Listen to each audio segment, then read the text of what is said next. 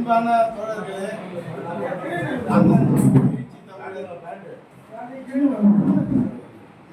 என்னோட உறவுக்காரு, என்னோட தம்பி, சக தோழர், சின்ன பிள்ளையிலேருந்து நாங்கள் அம்பேத்கரோட கொள்கையை உள்வாங்கி இந்த மக்களுக்காக எங்களால் முடிஞ்ச அளவுக்கு சின்ன பிள்ளையிலேருந்து போராட்டத்தில் களத்தில் இறங்கி வேலை செய்து பல வழக்குகளை சுமந்து எல்லா தலைவரோட இணைஞ்சி வேலை செஞ்சோம்.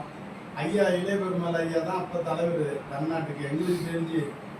அதுக்கப்புறம் அண்ணா பூவி மூர்த்தியார், அதுக்கப்புறம் அண்ணா நெய்வேலி பொண்ணு அவங்க. இந்த மாதிரி உள்ளவங்கள நாங்கள் அவங்களோட இணைஞ்சி வேலை செஞ்சு எங்களுக்கு சில பயிற்சியெல்லாம் கொடுத்தாங்க. அதெல்லாம் நாங்கள் போய் அங்கே இருந்து கற்றுக்கின்னு இந்த மக்களுக்காக அங்கங்கேயும் ஊர் கலவரம் வரும், ஊர் சண்டை வரும். சின்ன வயசுலேயே நாங்கள் பல ஊருக்கெல்லாம் போய் அந்த ஊருக்காக சப்போர்ட் பண்ணி வழக்கெல்லாம் சுமந்துருக்கிறோம். அதில் முருகையன் ஒரு முழுமையான ஆள். இதை தலைவரை கண்டு இந்த கட்சிக்கு வந்ததுனால, இந்த கட்சிக்கு உழைத்ததுனால அவர் கொடுத்த பொறுப்பு, இந்த பொறுப்பு இல்லாத கூடுதலாகவும் அவர் நல்லா உழைப்பார். நானும் தலைவர்கிட்ட சொல்லியிருக்கிறேன், முன்னுடைய மீண்டும் சொல்லுவேன். இந்த பொறுப்போட இன்னும் நல்ல பொறுப்பாக கொடுத்து அவர் வருங்காலத்தில் சட்டமன்ற உறுப்பினராக அவர் கொடுக்கணும். ஏன் சொல்கிறேன்னா, இவர் பண்ணுற மாரியே புதுச்சேரியில் நான் பண்ணியிருக்கேன். ₹1 எந்த எலெக்ஷனுக்கும் யாருக்கிட்டையும் ₹1 வாங்கிட்டு கிடையாது. நானும் 40 வருஷம் எங்களோட அரசியல் அனுபவம் 40 வருஷம் இருக்குது.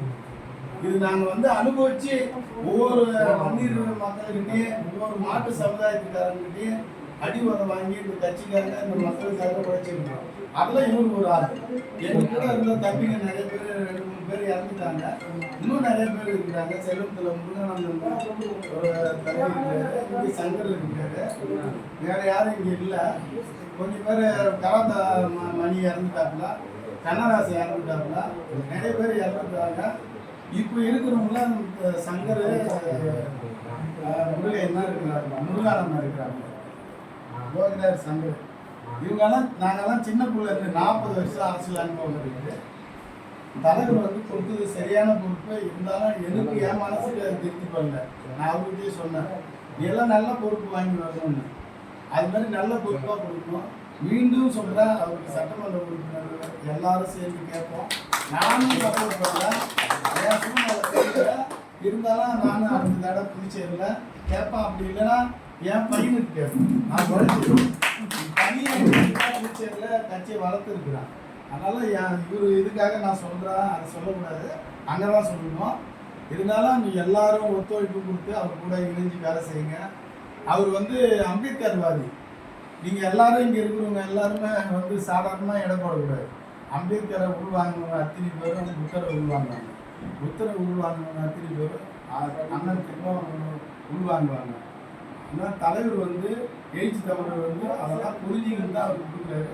படிப்படியாக கொடுப்பாரு. அதுக்கு எல்லாரும் ஒத்துழைப்பு பண்ணுங்க. அவர் சொல்றதை கேளுங்க. இவருக்கு துரோகம் பண்ண மாட்டார், நல்லது தான் செய்வார். மற்ற நம்ம கட்சியில் இருக்கிறவங்க சுயநலமாக இருப்பாங்க. அதையும் பார்க்காத எல்லாரையும் ஒருங்கிணைச்சு வேலை செய்கிற வேலையை பாருங்கள். எல்லாரும் அவர் கூட பக்கபலமாக இருங்க.